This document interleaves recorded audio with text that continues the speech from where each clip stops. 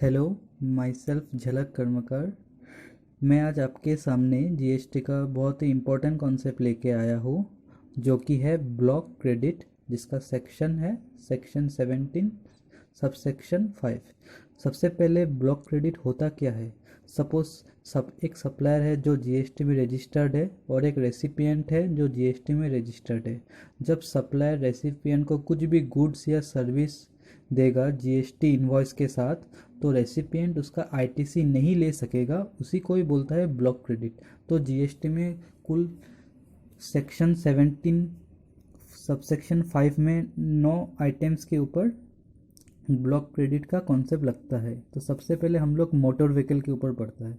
तो motor vehicles को हम लोग दो टाइप में क्लासीफाई कर सकता है। सबसे पहले पैसेंजर व्हीकल और एक होता है गुड्स व्हीकल। गुड्स व्हीकल या पैसेंजर व्हीकल, इसका दोनों का ट्रीटमेंट अलग अलग है ब्लॉक क्रेडिट को लेके।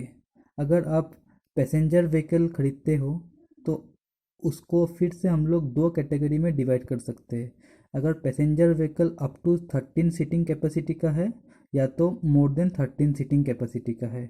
अगर मोर देन 13 सीटिंग कैपेसिटी का है और या गुड्स व्हीकल है, दोनों का केस में ही आईटीसी आपको मिलेगा। अभी आता है पैसेंजर व्हीकल, जो कि मैक्सिमम 13 कैपेसिटी का हो सकता है। इसका क्रेडिट नॉर्मली ब्लॉक होता है, बट 3 सरकमटेंसेस में इसका भी क्रेडिट मिल जाएगा, भले ही उसका कैपेसिटी मैक्सिमम 13 कैपेसिटी क्यों ना हो।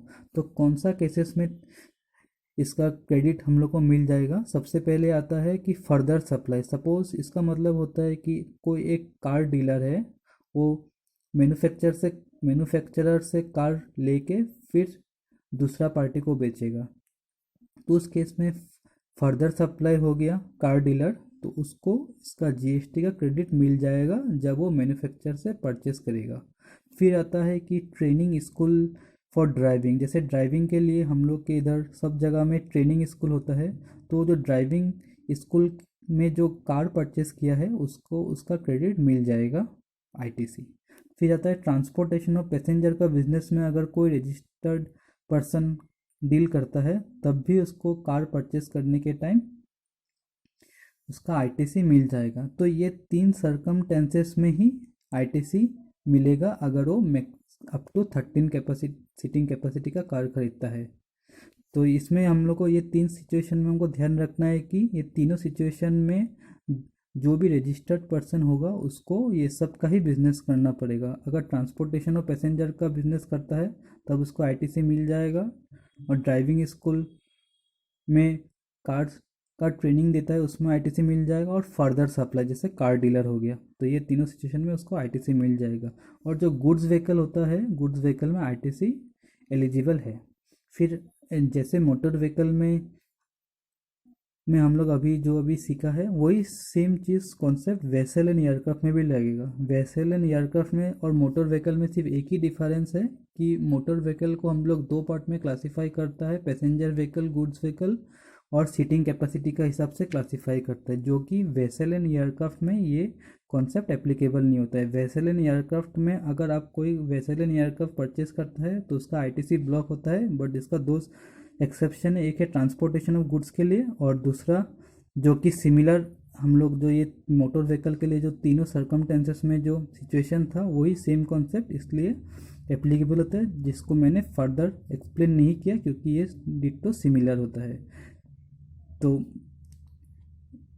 तो मोटर व्हीकल का कॉन्सेप्ट आपको समझ में आ गया। तो फिर आता है हम लोग ITC of service related to motor vehicle. जैसे इसमें आपको ये कॉन्सेप्ट पढ़ने के लिए आपको ये चीज़ ध्यान रखना पड़ेगा कि अगर आपको कार परचेस के टाइम आईटीसी मिलता है तो इससे रिलेटेड सर्विसेज, जैसे इन कार का आपने रिपेयर एंड मेंटेनेंस करवाया, कार का आपने जनरल इंश्योरेंस कराया, या कार का आपने सर्विसिंग कराया, तो अगर आपको मोटर व्हीकल खरीदने के टाइम आप एलिजिबल है आईटीसी लेने के लिए, तो ये सब अगर तो उसका भी मिलेगा जो अगर उससे रिलेटेड आपने सर्विसिंग करवाया। अगर आपने मोटर व्हीकल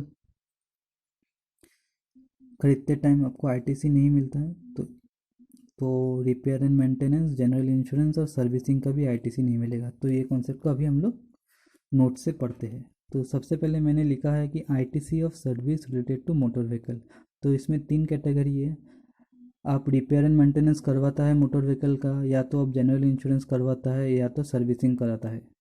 तो जिसी से भी आप रिपेयर एंड मेंटेनेंस कराएगा, जनरल इंश्योरेंस करवाएगा या सर्विसिंग कराएगा, जो सप्लायर है आपको जीएसटी बिल देगा। तो इसमें हम ये आईटीसी ले सकेगा कि नहीं, ये डिपेंड करेगा कि मैंने मोटर व्हीकल का आईटीसी, वो उसका क्रेडिट मेरा ब्लॉक है कि नहीं। अगर उसका क्रेडिट मुझे एलिजिबल है तो ये सब रिलेटेड का भी आईटीसी मिल जाएगा। अगर उसका क्रेडिट एलिजिबल नहीं है तो इसका आईटीसी भी नहीं मिलेगा। तो इसका भी 2 एक्सेप्शंस है।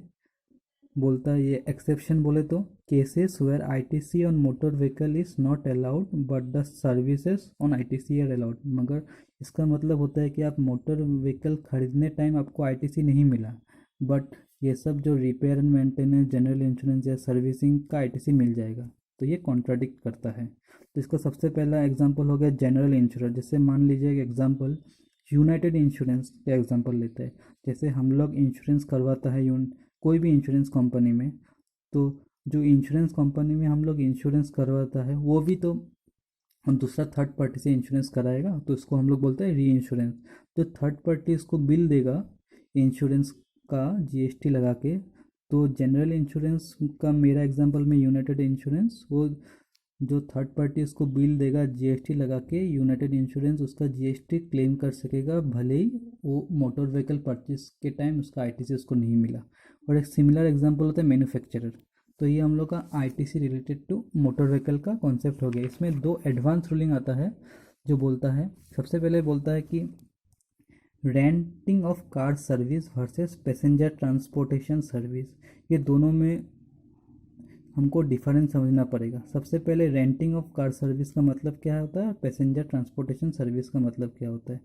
तो रेंटिंग ऑफ कार सर्विस मतलब मैंने कार परचेस किया और रेंट में लगा दिया या किसी को रेंट में दे दिया, तो इसको बोलते हैं रेंटिंग ऑफ कार सर्विस। और पैसेंजर ट्रांसपोर्टेशन सर्विस का एग्जांपल होता है ओला कंपनी। पकड़ लीजिए ओला कंपनी ने कार परचेस किया तो उसका आईटीसी मिलेगा। क्यों मिलेगा? क्योंकि हम लोग अभी पढ़ के आया कि ट्रांसपोर्टेशन ऑफ पैसेंजर के लिए अगर कोई कार परचेस करता है तो उसको उसका आईटीसी मिल जाता है। फिर ओला कंपनी ने, पहला कैटेगरी होता है कार परचेस किया ट्रांसपोर्टेशन ऑफ पैसेंजर के लिए, तो उसका आईटीसी एलिजिबल है। फिर ओला कंपनी ने car taken on rent from A. Ola company ने कार परचेस नहीं किया, अभी का एग्जांपल में कार रेंट में लिया है, तो रेंट में लेने से भी उसका आईटीसी ओला कंपनी को मिल जाएगा।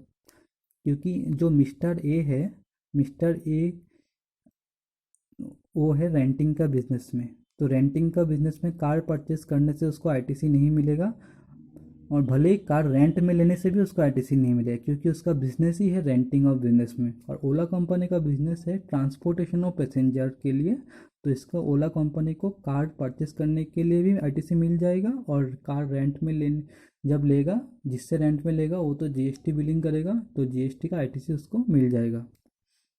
तो वही डिफरेंस है कि renting of car service versus passenger transportation service. फिर आता है एक और एक एडवांस रूलिंग जो बोलता है कि एसबीआई ने एक वैन खरीदा है जो कि ट्रांसपोर्टेशन ऑफ मनी के लिए। तो ये तो पैसेंजर के लिए वैन नहीं खरीदा, ये तो मनी के लिए ट्रांसपोर्टेशन के लिए वैन खरीदा, जिसका आईटीसी मिल जाएगा, क्योंकि हम लोग का